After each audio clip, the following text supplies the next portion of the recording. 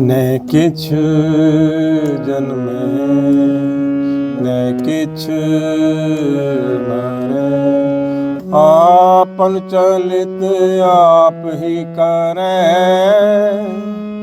आवन जावन दृष्ट अनदृष्ट, आज्ञाकारी धारी सब श्रेष्ठ।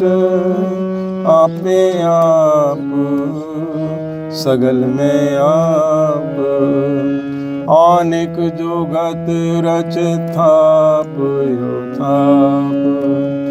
अविनाशी नाही किछ खंड, धारण धार रहो ब्रह्मांड।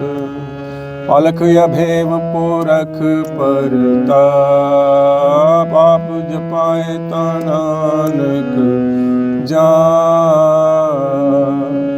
न किछ जन्मे न किछ मरे, आपन चलित आप ही करे। आवन जावन दृष्ट अनदृष्ट, आज्ञाकारी कीर्ति सब श्रेष्ठ। आपे आप सगल में आप, अनेक जुगत रच थाप यो थाप। अविनाशी नाही किछ खंड, धारण धार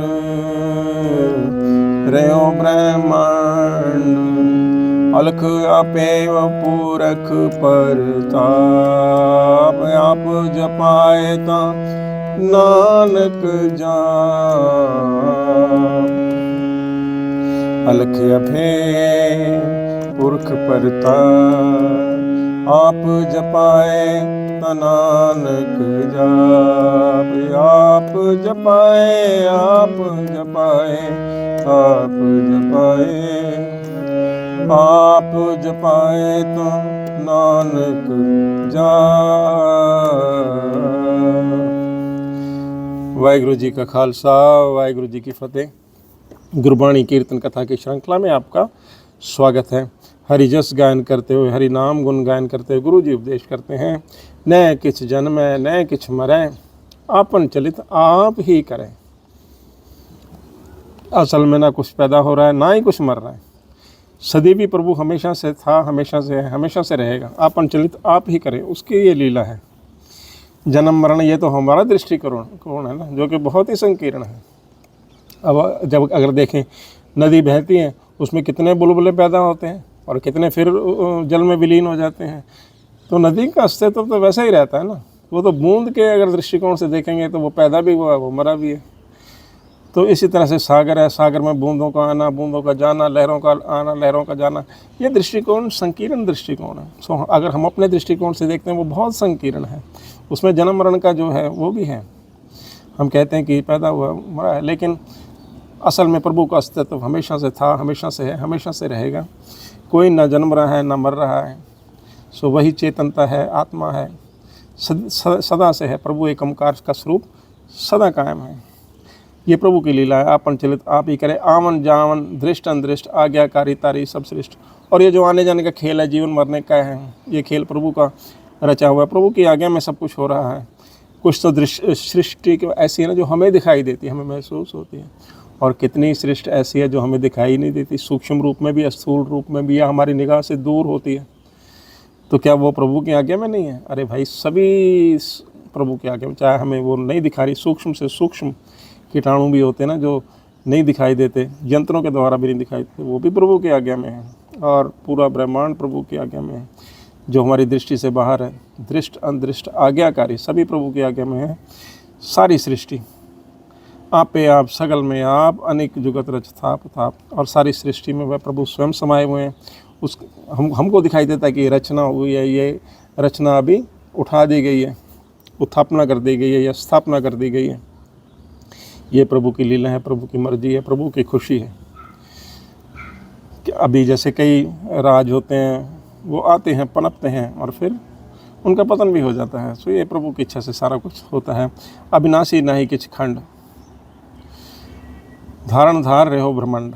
अभी जो आत्मा है या जो परमात्मा का जो राज है वो खंडित थोड़ी है। हम ये कहते हैं कि इतने मील तक परमात्मा का राज है, फिर आगे इतने मील तक नहीं है, फिर से शुरू होता है, ऐसा कुछ नहीं है। इस देश से उस देश से, इस धरातल से, आकाश में और धरती और आकाश के बीच में जो भी जगह है, जहाँ भी जगह है, निरंतर है, वो खंडित नहीं है। आत्मा भी निरंतर है, वो खंडित नहीं है। इसलिए कहते हैं ना, मरना जीना तो ये हमारा ही दृष्टिकोण है, वरना ऐसी कोई बात नहीं है। प्रभु तो हमेशा एक ओंकार वाहिगुरु का स्वरूप हमेशा था, हमेशा है, हमेशा रहेगा। तो अविनाशी नहीं किछ खंड, वो निरंतर है, उसकी ज्योत निरंतर है। धारण धार रहो ब्रह्मांड, सारा ब्रह्मांड जो है उसकी जो रचना है उसी में वो समाया हुआ है, उसी के आश्रय सारा कुछ है। अलख अभेद पुरख प्रताप, आप जपाए तो नानक जाप। और ये बातें ध्यान से भी बाहर हैं, लिखी भी नहीं जा सकती। अलख है, अभेद है, उसका भेद भी कौन जान सकता है। पुरख प्रताप, और उसका प्रताप, उसका हुक्म अवर्णनीय है, वर्णन से भी बाहर है। आप जपाए तो नानक जाप।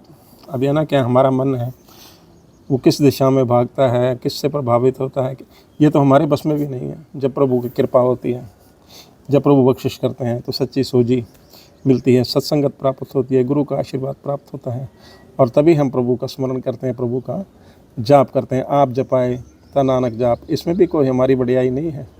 प्रभु की इच्छा होती है, तब सद्बुद्धि प्राप्त होती है, तभी हम प्रभु का स्मरण करते हैं। सो ऐसा गुरु जी उपदेश करते हैं। इसी के साथ दास को आज्ञा बख्शें।